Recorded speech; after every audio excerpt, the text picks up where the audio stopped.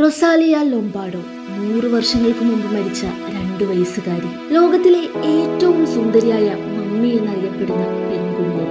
1920 December 2 അവളുടെ 2ാം ജന്മദിനത്തിന് തൊട്ടു മുൻപാണ് റൊസാലിയ അന്തരിച്ചത്. 1918 മുതൽ 1920 വരെയുള്ള കാലഘട്ടത്തിലുണ്ടായ സ്പാനിഷ് ഫ്ലൂ പാൻഡമിക്കിനെ തുടർന്നുണ്ടായ ന്യൂമോണിയയാണ് ഈ പെൺകുട്ടിയുടെ മരണകാരണമായി പറയുന്നത്.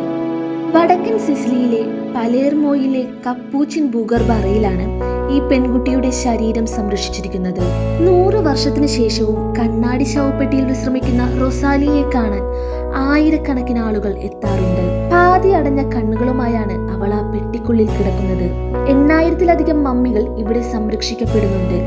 എന്നാൽ ഇതിൽ നിന്നെല്ലാം വ്യത്യസ്തമായി ഈ കുഞ്ഞു പെൺകുട്ടിയുടെ ശരീരം മാത്രം ഭംഗിയോടെ കാണപ്പെടുന്നതിനും ഒരു കാരണമുണ്ട്. ശരീരത്തിന് കേടുപാടുകൾ ഉണ്ടാകാതിരിക്കാൻ നൈട്രജൻ നിറച്ച ഒരു ഗ്ലാസ് കേസിനുള്ളിലാണ് റൊസാലിയയുടെ ശരീരം കിടത്തിയിരിക്കുന്നതെന്നാണ് പറയപ്പെടുന്നത്. അതുകൊണ്ട് തന്നെ ഈ സ്ഥലവും ശവകുടീരവും കാണാൻ നിരവധി സന്ദർശകരാണ് ഇവിടേക്ക് എത്തുന്നത്.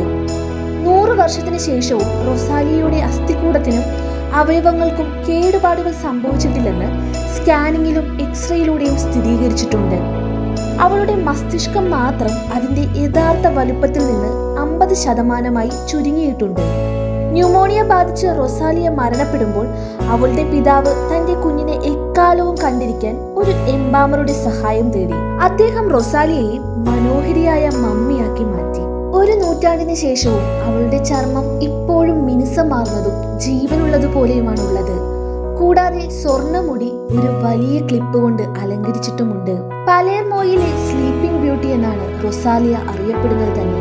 റൊസാലിയയുടെ പൂർണ്ണമായും സംരക്ഷിക്കപ്പെട്ട മൃതശരീരത്തെ ചുറ്റിപ്പറ്റിയുള്ള നിഗൂഢതകൾ കാരണം ഇറ്റലിയിലെ ഇതിഹാസങ്ങളുടെ പട്ടികയിൽ തന്നെ ഇടം പിടിച്ചിരിക്കുകയാണ് ഈ പെൺകുഞ്ഞ്.